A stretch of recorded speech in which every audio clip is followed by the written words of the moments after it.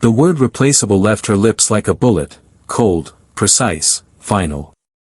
She stood at the head of the mahogany table, perfectly tailored navy suit, the diamond on her hand catching the light. My wife, the new vice president, and my executioner. Her voice didn't waver as she read my termination. Effective immediately. Your contribution is replaceable, sweetheart. The last word twisted, dripping with condescension. The board laughed, nervous little chuckles that said, "This is awkward, but I'm glad it's not me." I didn't flinch. I didn't argue. I just signed the release, stood, and left. I'd learned a long time ago, silence unnerves people more than rage. We met 12 years ago in a cramped startup office that smelled like burnt coffee and ambition. She was an analyst. I was the rainmaker, the one who closed impossible deals. We built everything together. Nights fueled by takeout and strategy sessions on living room floors.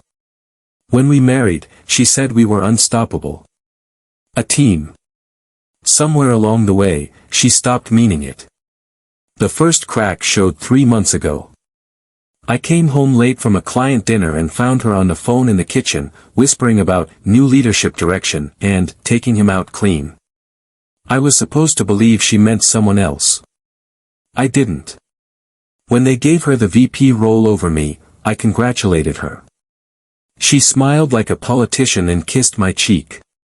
That same week, she started moving my accounts to balance the load. That was the first red flag. The second came when I spotted the CEO's name on her call log after midnight. By the time she fired me, I already knew.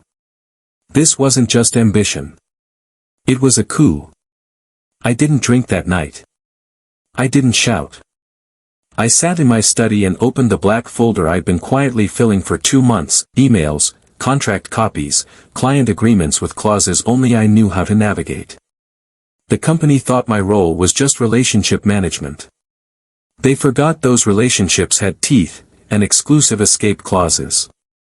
I had personally negotiated terms that said if I left the company, the client could walk within 30 days without penalty.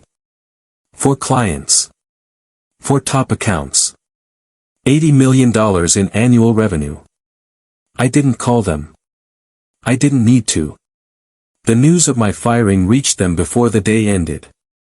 By morning, my phone lit up with messages from their CEOs. All of them said the same thing. We're done. Without you, there's no deal. 2 weeks later, the call came from the company. The CEO's voice was tight, like he'd been swallowing glass. We need you back. The accounts are leaving. I said nothing. Then he tried the stick instead of the carrot. Your contract allows us to compel your return. If you refuse, we'll sue. That made me smile. The emergency board meeting was held in the glass conference room, 40 floors up, with the city sprawling below. My wife sat at the head again, but the confidence in her posture was gone. The CEO paced like a man waiting for a verdict. The company lawyer slid my contract across the table. Clause 17, subsection C. You're obligated to return in situations of critical client loss.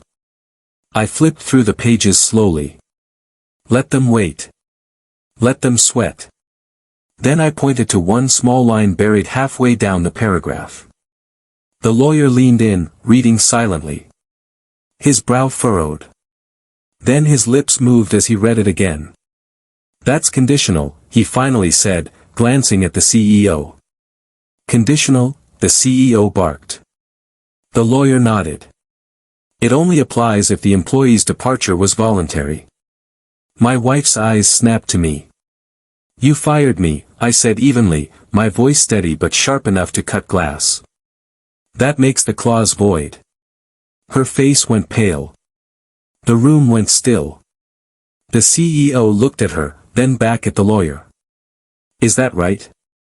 The lawyer hesitated. Yes. If she terminated him, there's no legal basis to compel his return.